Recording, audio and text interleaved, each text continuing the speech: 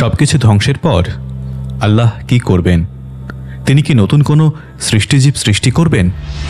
আসসালামু আলাইকুম প্রিয় দর্শক, একদিন আসবে যেদিন সবকিছু ধ্বংস হয়ে যাবে। মানুষ থাকবে না, পাহাড় থাকবে না, আকাশও থাকবে না, থাকবে শুধু একজন মহান আল্লাহ তাআলা। আজকের ভিডিওতে আমরা জানব সবকিছু ধ্বংস হওয়ার পর আল্লাহ তাআলা কি করবেন। তিনি কি আবার কোনো নতুন সৃষ্টি করবেন? এই প্রশ্ন কৌতূহলের জন্ম দেয় আমাদের মনে, আর সেই উত্তর আমরা খুঁজব আজকের ভিডিওতে কোরআন ও হাদিসের আলোকে। পৃথিবীর সবকিছু ধ্বংসের পর মহান আল্লাহ তাআলা কি করবেন? কৌতূহল উদ্দীপক এমন প্রশ্ন মানুষের সহজাত বৈশিষ্ট্য। আল্লাহ তাআলা সূরা আর রহমানের ২৬ ও ২৭ নম্বর আয়াতে বলেন, হে আল্লাহর রাসূল, আপনার মহিমাময় ও মহানুভব পালনকর্তা ব্যতীত পৃথিবী পৃষ্ঠে যা কিছু রয়েছে সবই ধ্বংসশীল। এই আয়াত দ্বারা বোঝা যায় একদিন আল্লাহ ছাড়া অন্য সব কিছুই ধ্বংস হয়ে যাবে, অর্থাৎ মৃত্যু হবে মানুষ ও জিনজাতির। যাদের নিজ ইবাদতের জন্য তৈরি করেছেন তাদের মৃত্যুর পর আল্লাহ তাআলা কি করবেন? অন্য কোনো জাতিকে কি পৃথিবীতে পাঠাবেন? যারা কোরআনের ব্যাখ্যা করেন সেই মুফাসসিরে কিরামদের কেউ কেউ মনে করেন সূরা আর রহমানের ওই আয়াত দ্বারা কেবল পৃথিবীর সব কিছুকে বোঝানো হয়েছে, আসমানের কোনো সৃষ্টিকে বোঝানো হয়নি। তবে রাইসুল মুফাসসিরিন আব্দুল্লাহ ইবনে মাসুদ রহিমাহুল্লাহ বলেন, যখন এই আয়াত নাজিল হয় তখন ফেরেশতারা বলতে লাগলেন পৃথিবীবাসীর ধ্বংস অনিবার্য।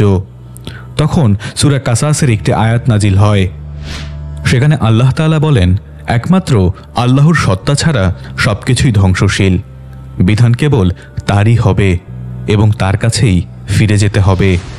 এই আয়াতটি অবতীর্ণের পর ফেরেশতারা নিশ্চিত হলেন শুধু মানুষ নয়, তাদেরও ধ্বংস অনিবার্য।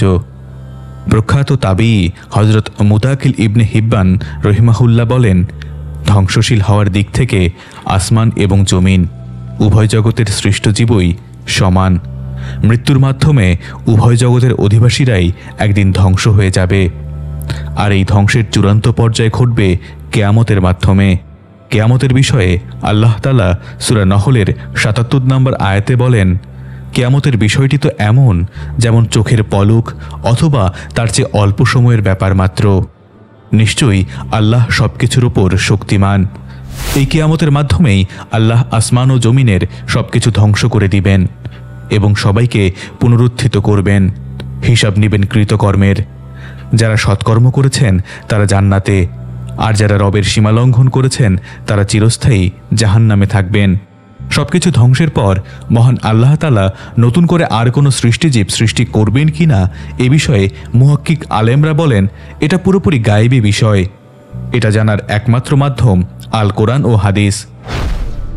আল কোরআনে নতুন মাখলুক সৃষ্টির বিষয়ে কোনো উল্লেখ নেই, তবে হাদিসে এর বর্ণনা রয়েছে।